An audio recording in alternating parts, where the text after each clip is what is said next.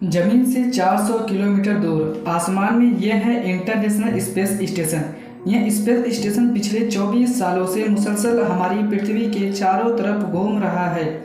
देखने में यह स्पेस स्टेशन बहुत छोटा लगता है, लेकिन असल में इसकी साइज एक फुटबॉल स्टेडियम जितनी बड़ी है और इसका वजन तकरीबन 4,20,000 केजी है, जो करीबन 300 गाड़ियों के वजन के बराबर बनता है। लेकिन सवाल यह उठता है कि फुटबॉल ग्राउंड जितना बड़ा यह स्पेस स्टेशन जमीन से स्पेस में आखिरकार गया कैसे।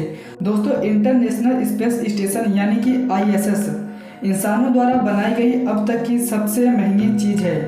इस स्पेस स्टेशन को बनाने में टोटल $150 बिलियन का खर्चा आया है, जो लगभग 11.5 खरब रुपए बनते हैं।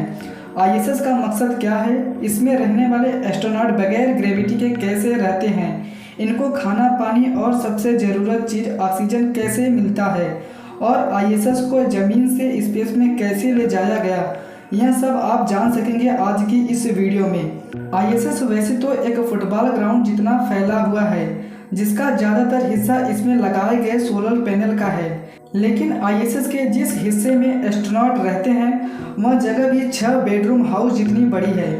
इंटरनेशनल स्पेस स्टेशन हमारी दुनिया के चारों तरफ लगातार 27,000 किलोमीटर पर आवर की स्पीड से घूम रहा है। यह स्पीड इतना ज़्यादा है कि ISS 24 घंटों में पूरे 16 बार दुनिया का चक्कर लगा लेता है, लेकिन ऐसा कभी भी नहीं हुआ जब ये अपने ऑर्बिट से भटक गया हो। ISS और इनमें रहने वाले एस्ट्रोनॉट का स्पेस में सिर्फ एक ही मकसद है, और वो है एक्सपेरिमेंट। जी हाँ, इसमें अमेरिका और रसिया की बनाई हुई लेबोरेटरीज मौजूद है, इनको स्पेस लेबोरेटरीज भी कहा जाता है। इस लेबोरेटरीज में एस्ट्रोनॉट जमीन से लाई हुई अनेक चीज़ों पर एक्सपेरिमेंट करते हैं और देखते हैं कि इनका स्पेस में कैसा रिएक्शन होता है। साथ साथ जमीन पर आने वाले कुदरती आफतों को ISS की मदद से प्रेडिक्ट करके काफ़ी नुकसान से बचा जा सकता है। और तो और इंसान का पृथ्वी के अलावा मार्स जैसे प्लेनेट पर रहना कैसे मुमकिन हो सकेगा, इस हवाले से भी कई एक्सपेरिमेंट और रिसर्च ISS की मदद से की जा रही है। ISS पर टोटल 6 एस्ट्रोनॉट रहते हैं, जिनके रहने और काम करने के लिए यह कैप्सूल मौजूद है, जो आपस में ही एक दूसरे से कनेक्टेड है। नहाने धोने से लेकर खाने पीने तक और एंटरटेनमेंट से लेकर एक्सरसाइज करने तक इन कैप्सूल्स में एस्ट्रोनॉट के लिए तमाम तरह की चीज़ें मौजूद हैं। अगर कोई चीज़ मौजूद नहीं है तो वो है ग्रेविटी। जी हाँ, ग्रेविटी ना होने की वजह से ये एस्ट्रोनॉट ISS में अपना वजन महसूस नहीं कर सकते हैं और ना ही इनको बैठने और लेटने की कोई फीलिंग्स आती है। एक कैप्सूल से दूसरे कैप्सूल में जाने के लिए यह खुद को धक्का देते हैं और अगल बगल की चीज़ों को पकड़कर सुपरमैन की तरह उड़ते हुए जाते हैं। इनके पास खाने की बेशुमार चीज़ें मौजूद होती हैं, लेकिन यह खाने ज़मीन पर पकने वाले खाने नहीं, बल्कि यह पके पकाए खाने होते हैं। हम जो काम डेली ज़मीन पर करते हैं वो सारे काम स्पेस में ग्रेविटी ना होने की वजह से बिल्कुल अजीब अंदाज में किए जाते हैं, जैसे कि पानी पीना, दांतों को साफ करना और वॉशरूम इस्तेमाल करना और एक्सरसाइज करना, क्योंकि स्पेस में एस्ट्रोनॉट बहुत आलसी और सुस्त हो जाते हैं। इसलिए इनके पास हर किस्म की एक्सरसाइज मशीन भी होती है, जिन पर रोजाना 2 घंटे एक्सरसाइज करना इनके लिए ज़रूरी होता है। इसी तरह स्पेस में एस्ट्रोनॉट्स नहाते तो हैं, लेकिन बगैर पानी के। जी हाँ, इनके पास खास किस्म के सौंफ और साबुन होते हैं, जिनको शरीर पर लगाने के लिए पानी की ज़रूरत नहीं होती है। सिर्फ किसी कपड़े से साबुन या शैम्पू को ये पोंछ लेते हैं। अजीबो रिसर्च और एक्सपेरिमेंट के अलावा इन एस्ट्रोनॉट का काम ISS की देखभाल भी करना होता है।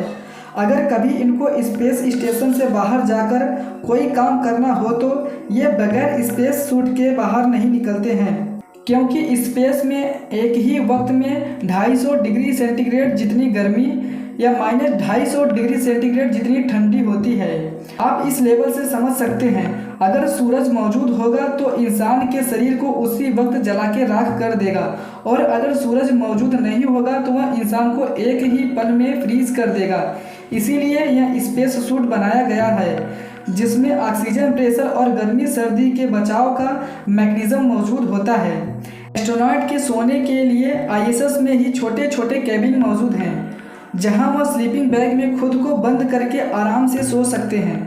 6 एस्ट्रोनॉट के लिए सुबह का ब्रेकफास्ट, लंच और फिर डिनर के लिए खाने का सामान 6 से 7 महीनों तक चल जाता है।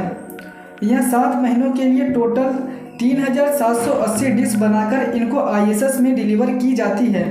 हैरत की बात यह है कि सिर्फ 1 केजी खाने को ISS तक पहुंचाने में तकरीबन $10,000 का खर्चा आता है। आप इस हिसाब से समझ सकते हैं कि 1 केजी खाने को ISS तक पहुंचाने में 7,60,000 रुपये की लागत आती है। इनके खाने को कोई शेफ तैयार नहीं करते, बल्कि इस काम को नासा फूड साइंटिस्ट खुद ही अंजाम देते हैं।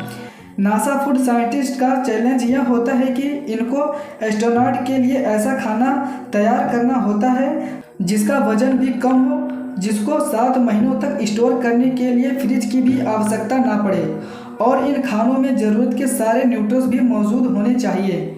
ये फूड साइंटिस्ट खाना पकाने के बाद इनको फ्रिज डाइंग टेक्नोलॉजी के जरिए फ्रीज करते हैं, जिसकी वजह से इनमें से 97% पानी रिमूव हो जाता है और खाने का वेट सिर्फ 3% रह जाता है।